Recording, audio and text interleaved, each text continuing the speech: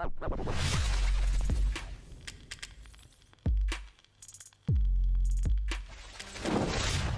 not a particularly superstitious person. I don't believe that breaking mirrors or walking under ladders will give you X amount of years of bad luck, but there's one piece of bad luck I do believe in. I must confess to you all that I suffer from game hype. It's a curse that falls to many of us in the gaming hobby, and those that have experienced it know it well. When your excitement for a game increases, the likelihood of that game meeting your expectations drops immensely. I discovered my curse very early on when I started receiving a monthly subscription to Game Informer, where they struggled to fill the entire 30-page magazine with actual game reviews, and instead fluffed the few games that were coming out this holiday season like an intern at a porn shoot. 10-year-old me ate that shit up too. Every game that seemed remotely cool ended up on my wish list. Thankfully, I didn't have the type of income to afford all the garbage games that came out then. These days I've got an actual career to support my addiction to video games and black tar, but my expectations of games has been tampered, and there's one game to blame. Brink. Some of you probably cringed at the very name. You all felt the heartache I felt when the devs abandoned the game at launch, and the apathy I've forced myself to feel so it doesn't hurt so damn much. Some of you may have never heard of this game.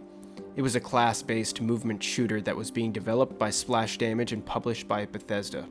As I turned through the pages of my Game Informer in mid-2009, I stumbled upon this cool-looking game about people trying to survive on Earth after global sea levels rise so much that there's no land in sight. You get to customize a character and play for either the security forces trying to keep the peace or the anarchists who want to ensure that the working class are receiving their fair share. But the big catch was that the multiplayer maps were campaign missions. Each mission of the campaign had the option to play by yourself against AI or as an online multiplayer match. I nearly lost my mind. This was something I'd never even considered possible. You know how they say a picture is worth 1,000 words? Well, Bethesda dropped a video previewing Brink's state-of-the-art smart movement system, smooth movement over random terrain, showing all of the cool sliding and vaulting that your character could do while simultaneously gunning down enemies. And if that 2-page article and a couple of pictures could work me up that much, a 4-minute and 30-second video at 30 frames per second might as well have been an 8 million word article. I ate, slept, and breathed hype for that game, and that would have been fine, but no. I had to go and run my mouth to every respectable gamer friend that I had at the time about how sick this game was going to be when it finally came out. Needless to say, when the game finally launched, I was coming under fire from every friend who picked it up because of me. I could never again recommend a game to my friends without hearing the dreaded sentence, "This isn't gonna be like Brink, is it?" I'll admit, too, that at the time I was stubborn. I didn't want to see what was right before my eyes. I invested so much in the idea of the game that it was obstructing reality. This game I had built up to be a beautiful sandcastle silhouetted by a late evening sun was really a heap of dog shit on an overcast day.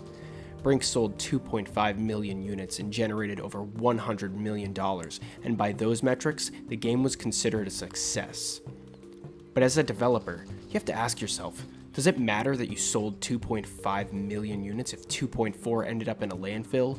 Was your game successful when it breaks the heart of an impressionable teenager who cries himself to sleep at night thinking, if there is a God, why would he let children with cancer die, and worse, why would he let video games disappoint me? The decision was made to abandon the game because they believed their work was done. Within a month, the entire community dipped because there was just no substance. Playing Brink was like biting into a sub and watching your meatballs squeeze out the other side.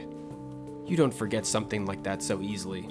It's something that friends of mine still bring up to this day, and I can laugh because of the apathy that I brought up earlier, but this brings me back to my superstition. These days, if a game gets me genuinely excited, I tell myself it's going to be a flop. I have to. It's the only way to guard yourself from the devastation of disappointment. If I'm being honest, Brink was nowhere near the last game that I was too hyped for.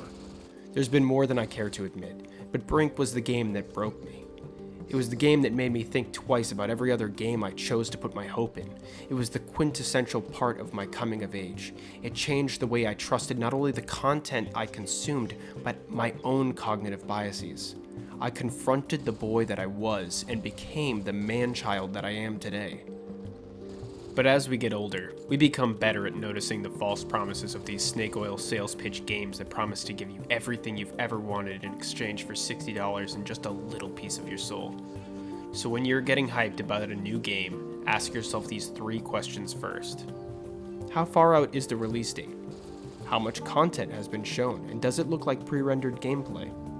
How much has been promised, and how vague are the details? If you're not satisfied with the answers, do yourself a favor. Forget about the game for a while. That game will still be there in a few months, and either your questions will have better answers, or the game will have released and rave reviews will be pouring in. Trust me when I tell you, it's not worth giving yourself the gift of the game hype curse just because Todd Howard says death claws are starting an OnlyFans account.